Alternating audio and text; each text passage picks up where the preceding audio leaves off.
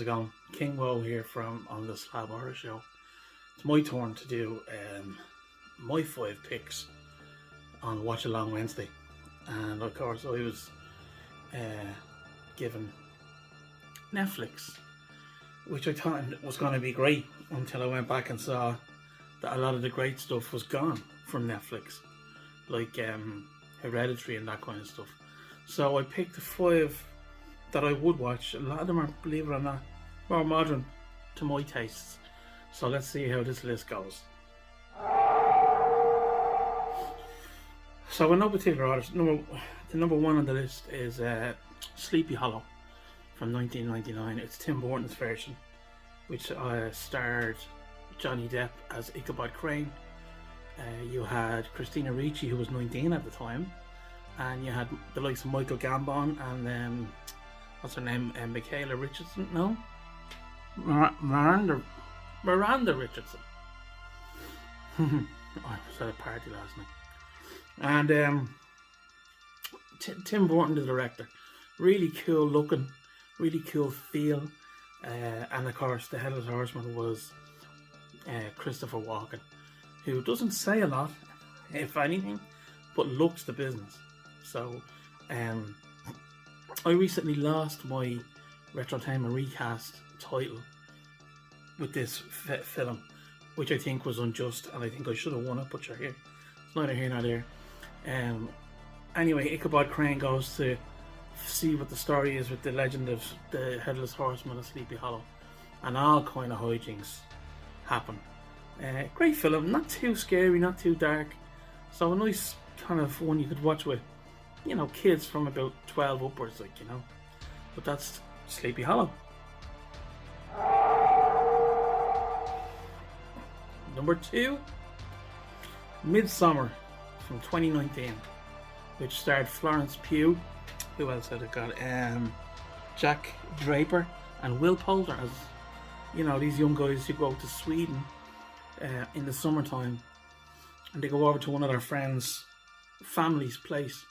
But it turns out that it's a bit of a cult, like almost like a pagan cult, and this cult then bring the guys in for their strange, you know, their strange practices and that kind of stuff. And what I love about this film is that it was filmed mainly during the day.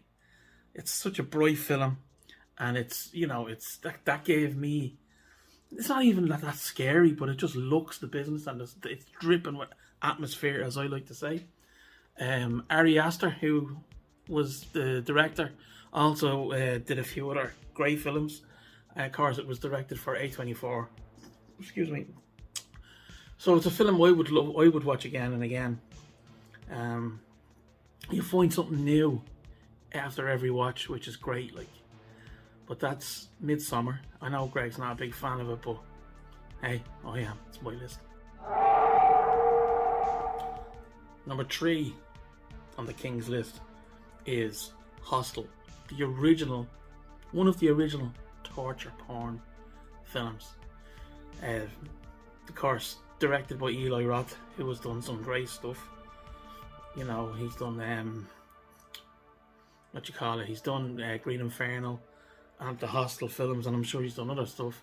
But this was really like this was probably the best of the Hostel films, where a group of lads go backpacking and they come across these 2 really sexy Eastern European girls who bring them to this place, which is actually a place for people who pay money to say kill somebody, or, you know, cut something off them, or torture. And of course the lads get caught up in this, and it's quite graphic, but it's good. I like it. I only recently watched it not so long ago, and yeah, it's a good flick. It's there for you now, and it's, as I said, it's quite graphic. Now I think the second one is even more graphic. It's very hard to get that one, but I mean, if you're on Netflix, and like I said, there's not an awful lot of great stuff on Netflix, but at the moment, but Hostel is there, and sure, you know, give her a look. Number 4 in our list is 2010's Insidious. and of course that has Patrick Wilson and Rose Byrne, not as Ed and Lorraine, but as the parents of this young boy, who, you know, there's all this weird going ons around them, and it's all about the battle between, that whole thing, and the demon that's the red-faced demon. Very cool. So lots of scares in it. It's quite a scary film. The ending falls out a bit at the end, but it's still a great watch. So that's number 4, Insidious. And finally, for number 5, and last but definitely not least, Creep from 2014. And this was a mad old film. I thought it was mad. But at the Mark Duplass, Patrick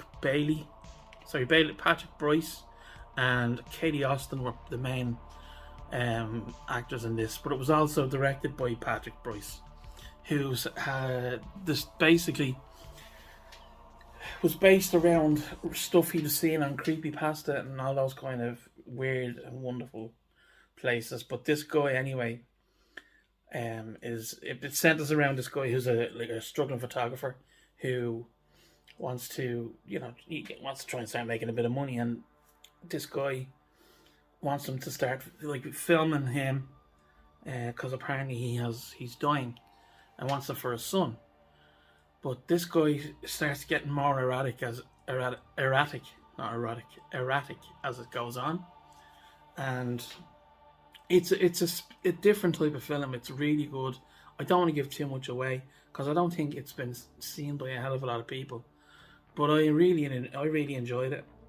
It's called Creep, and there's a cool mask in it. Loving that mask, me. But that's Creep.